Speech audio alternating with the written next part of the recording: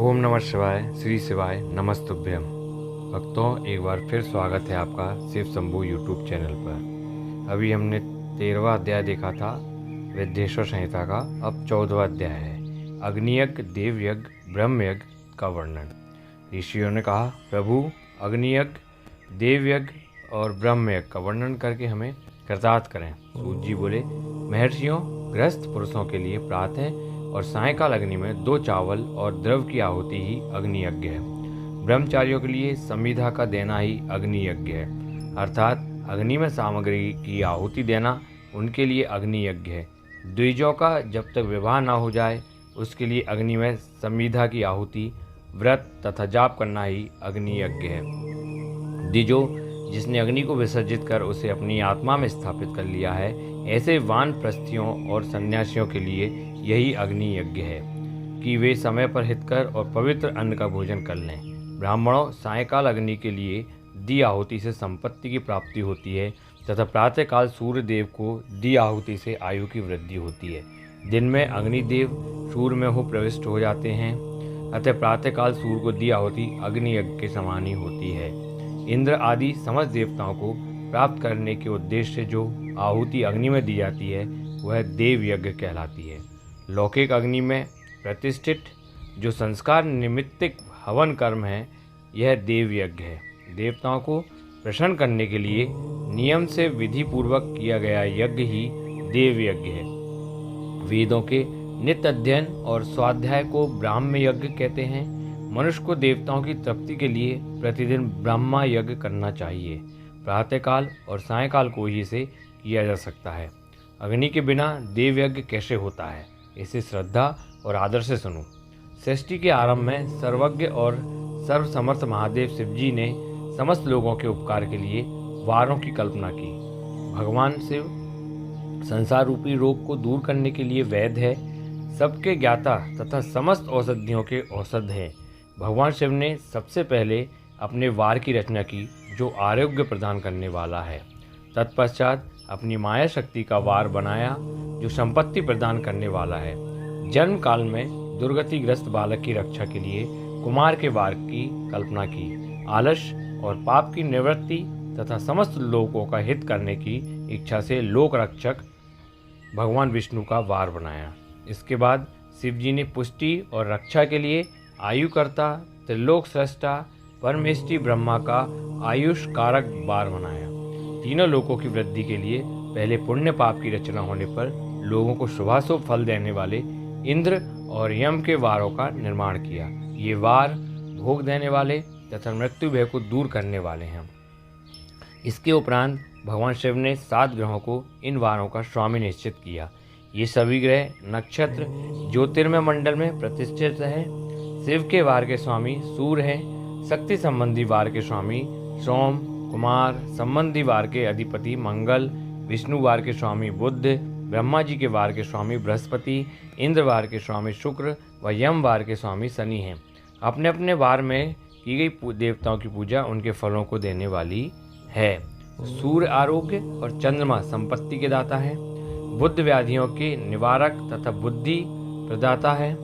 बृहस्पति आयु की वृद्धि करते हैं। शुक्र भोग देते हैं और शनि मृत्यु का निवारण करते हैं। इन 7 वारों के फल उनके देवताओं के पूजन से प्राप्त होते हैं। अन्य देवताओं की पूजा का फल भी भगवान से भी देते हैं। देवताओं की प्रसन्नता के लिए पूजा की 5 पद्धतियां हैं। पहले उन देवताओं के मंत्रों का जाप, दूसरा होम, तीसरा दान, चौथा तप तथा 5वां वेदी पर प्रतिमा में अग्नि अथवा ब्राह्मण के शरीर में विशिष्ट देव की भावना करके 16 उपचारों से पूजा तथा आराधना करना। दोनों नेत्रों तथा मस्तक के रोग में और कुष्ठ रोग की शांति के लिए भगवान सूर्य की पूजा करके ब्राह्मणों को भोजन कराएं। इससे यदि प्रबल प्रारब्ध का निर्माण हो जाए तो जरा एवं रोगों का नाश हो जाता है। इष्ट देव के नाम मंत्रों का जाप वार के अनुसार फल देते हैं। रविवार को सूर्य देव व अन्य देवताओं के लिए तथा अन्य ब्राह्मणों के लिए विशिष्ट वस्तु अर्पित करें। यह साधन विशिष्ट फल देने वाला होता है तथा इसके द्वारा पापों की शांति होती है।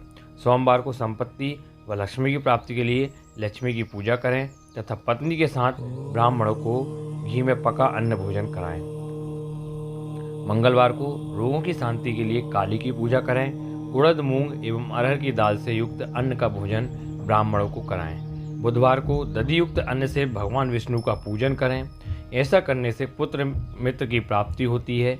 जो दीर्घायु होने की इच्छा रखते हैं वे बृहस्पतिवार को देवताओं का वस्त्र, यज्ञोपवीत तथा घी मिश्रित खीर से पूजन करें।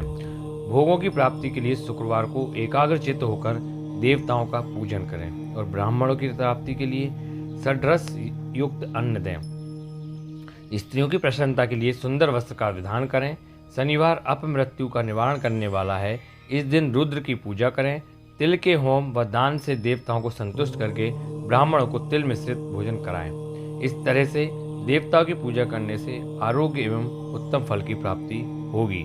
देवताओं के नित्य विशेष पूजन, स्नान, दान, जाप, होम तथा ब्राह्मण तर्पण एवं रवि आदि वारों में विशेष तिथि और नक्षत्रों का योग प्राप्त होने पर विभिन्न देवताओं के पूजन में जगदीश्वर भगवान शिव ही उन देवताओं के रूप में पूजित होकर सब लोगों को आरोग्य फल प्रदान करते हैं।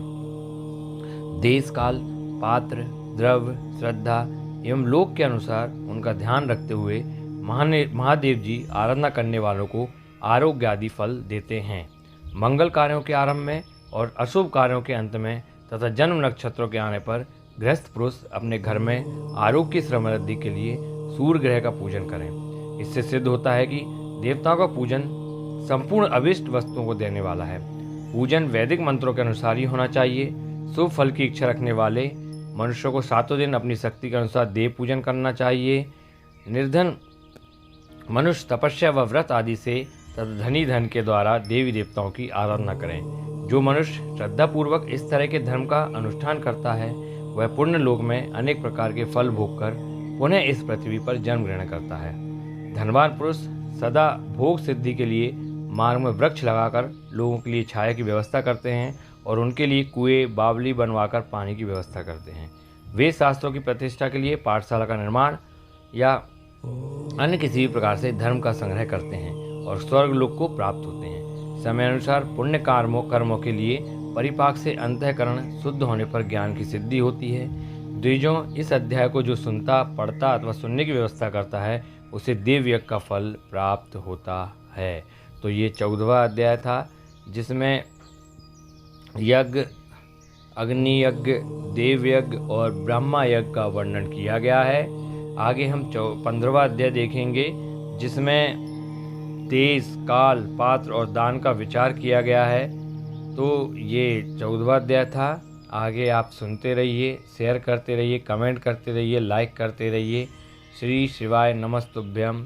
ओम नमः शिवाय।